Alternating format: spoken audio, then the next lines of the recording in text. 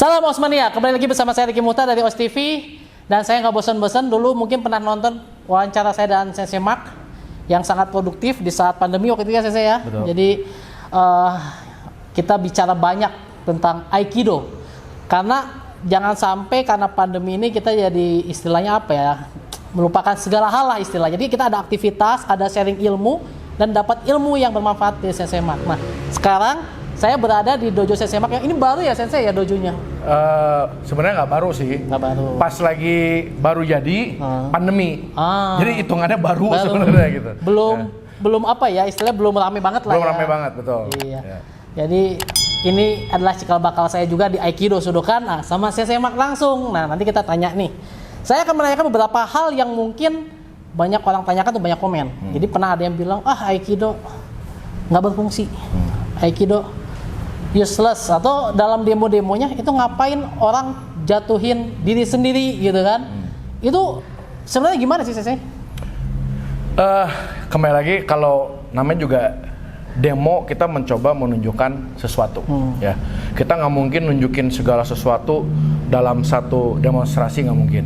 Mungkin biasanya ada orang menunjukkan gerakan dasarnya seperti apa, ada yang menunjukkan basic tekniknya seperti apa, ataupun misalnya aplikatifnya seperti apa, atau apa yang mereka tunjukkan, apa sih yang bisa mereka lakukan. Karena contoh misalnya beberapa orang mereka cross training, mereka nggak cuma latihan Aikido iya, karate iya, silat iya, misalnya boxing iya dan sebagainya, mereka tunjukin apa yang mereka bisa. Jadi dan itu yang bikin sebuah demo itu menarik, betul nggak? Karena kan kalau kita nunjukin misalnya demo kita 6 basic movement dari Yoshikan Aikido, kali setengah ruangan penontonnya pulang kali ya. Iya, karena ya itu aja gitu. Iya, gitu-gitu aja ya. Jadi kita kemarin ini saya baru ngobrol sama seorang musisi ya, saya bilang. Saya bilang musisi-musisi hebat ini harusnya punya panggung. Iya. Kenapa? Karena pada saat saya nonton mereka bernyanyi atau bermain musik, saya pengen jadi musisi. Jadi dia menjadi inspirasi saya. Nah, saya rasa pada saat demo pun pelatih-pelatih bela diri yang bagus menurut saya harus punya panggung. Kenapa? Biarkanlah mereka menjadi inspirasi untuk anak-anak muda ke arah tujuan yang baik. Ya, sayangnya di negara kita yang tercinta ini panggungnya nggak ada. Ya, salah satu contoh misalnya sekarang kita ngomongin TV deh. Ada yang ngomongin dedikasi mengenai bela diri? Nggak ada. Kenapa? Dibilang ratingnya nggak ada. Betul. Ya. Tapi sekarang kita pertanyaan dulu, nyari rating dulu atau kita mau develop dulu? Iya, ayam mana telur mana jadinya. Betul, ya. Karena dengan adanya panggung tersebut, orang ini bisa jadi inspirasi untuk orang lain yang mungkin suatu saat dia mungkin jadi fighter yang handal, yang dimana kita udah ada beberapa liga di sini, di Indonesia maupun di Singapura. Siapa tahu nyampe ke Amerika. Betul nggak ya? Siapa tahu dia menjadi instruktur yang baik, siapa tahu juga dia menjadi misalnya ikutan tim PON atau tim Indonesia dan sebagainya. Kita nggak pernah tahu. Tapi harus ada panggungnya di mana orang tersebut menjadi suatu inspirasi untuk orang lain. Nah ini bicara tentang media nih. Kalau kita melihat tuh bela diri itu, Sensei, itu kan kategori olahraga. Ya betul. Biasanya munculnya di berita olahraga. Betul. Tapi berita olahraga itu umumnya ditayangkannya malam hari. Betul. Ada yang tengah malam. Betul.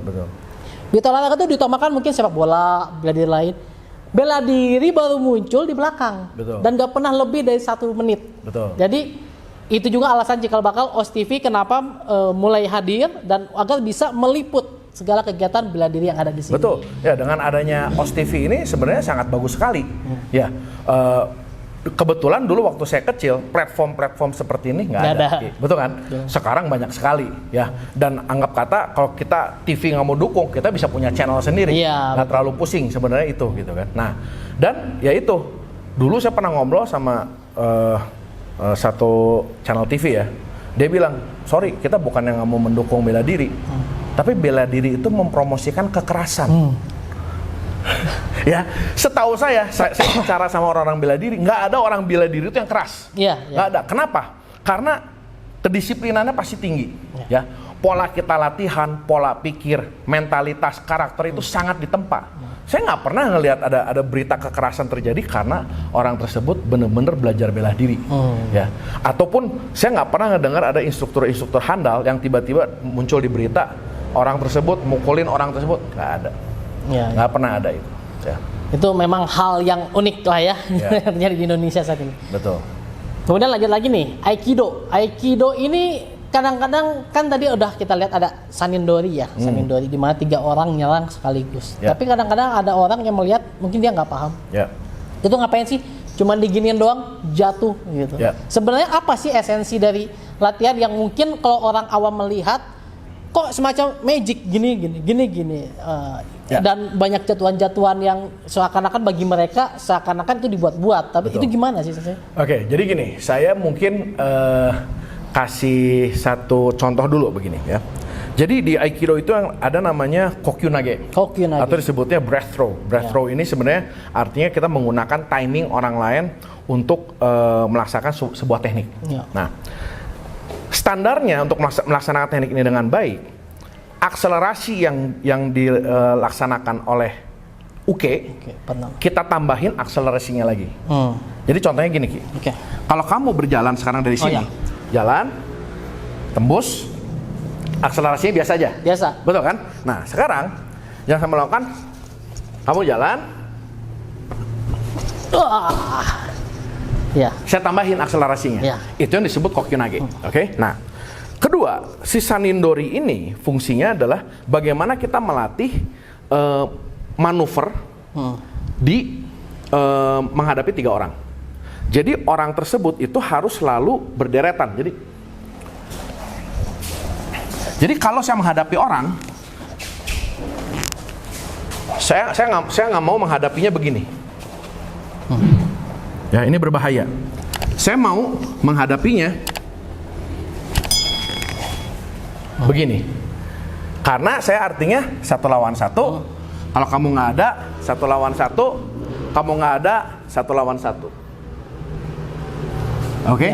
Itulah si sanindori.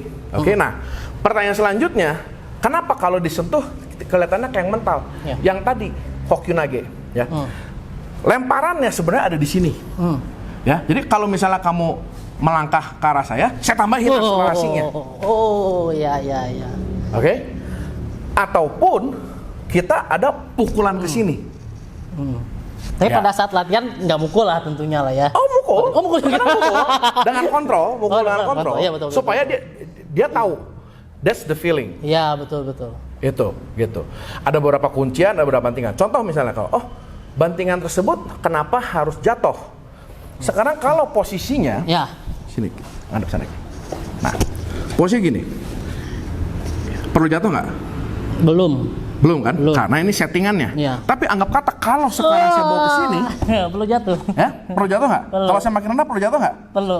Kalau enggak saya sakit soalnya. Nah, itu dia. Ini yang patah nanti. Betul. Jadi pilihannya sebenarnya antara kita menjatuhkan diri atau kita cedera. Karena kembali lagi sama Tuhan. Contoh begini, Ki, jangan dengan teknik ini kamu harusnya ngikutin saya bergerak ke belakang. Iya, betul. Nah, jangan bergerak ke belakang, Ki. Sakit. Yang bakal copot yang mana? Ini atau bisa bahu juga. Betul kan? Nah, jadi sebenarnya bukannya sengaja banget sih geraknya begitu-begitu gitu. Bukan sengaja, emang badan kita dibuat seperti ini. Jadi pilihannya kalau kita nggak istilahnya menjatuhkan diri atau ukemi ya namanya ya, kita yang akan cedera lebih parah kan? Betul. Betul. Ya. Jadi itulah banyakkan yang orang awam tidak ketahui. Jadinya disangkanya magic gitu. Wah ini mah magic. Masih orang tiba-tiba begitu tap-tap enggak. Terus ada yang nantangin nih, coba sama saya gitu. Ya dicoba aja, datang ke dojo aja. Kita coba. Dojo di mana sih ini? Sekalian kita memperkenalkan dojo baru. Aikido Shodokan Indonesia itu di Jalan Pelajar Pejuang 45 nomor 19 di Kota Bandung. Gampang banget, tengah kota banget. Kalau di Google Map ketik aja Aikido Shodokan Indonesia, pasti muncul lokasinya di mana. Ya, wah ini menarik lah ya, karena saya pun kenapa dari saya pertama latihan 2000 berapa tuh saya ya, udah lupa. Wah, udah lama banget. Saya masih dan dua dulu. Jangan nyebut. Jangan nyebut ya. Jangan nyebut tahunnya, ketahuan umur. 2000-an lah, 2000 berapa, 2004 lupa saya. Jadi ya, sekitar dan 2004, saya masih 2005-an betah gitu sama Sensei Mark karena memang istilahnya proven lah. Ya. Kalau saya ngobrol sama orang kadang banyak mereka bilang Aikido nggak berfungsi apa? Ya kebetulan mungkin belum ketemu Sensei Mark aja. Betul. Jadi silakan ketemu aja beliau langsung. Ya. Yang dan lagi nih yang saya suka dari Sensei Mark, ilmunya selalu bertambah.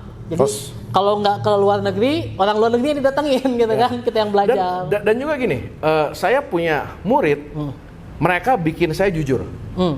Kalau tekniknya it works, it works. Yes. If it doesn't, mereka ngasih tahu, sensei yang tadi kayaknya kuncinya nggak on. Oh, I see. Ya, jadi akhirnya saya mikir kan, oh iya berarti teknik saya harus begini, harus begini. Oh, dengan lengan dia besar saya harus begini, dengan badan dia kecil saya harus begini. Nah, ini yang menarik nih. Jadi Ya.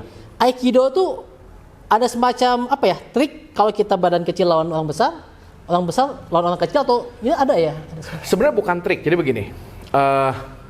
Sensei saya namanya Joe Tambu. Beliau itu tingginya hampir sama Ricky. Oke. Saya nggak bisa melaksanakan Aikido dia ataupun Aikido Kamuki. Kenapa? Saya jauh lebih tinggi, saya jauh lebih berat. Ya. Jadi kalau saya mencoba mengcopy gelas kamu, nggak mungkin. At certain level, kamu bikin gelas kamu, saya bikin gelas saya. Isinya sama, Aikido. Tapi gelasnya beda. Ya.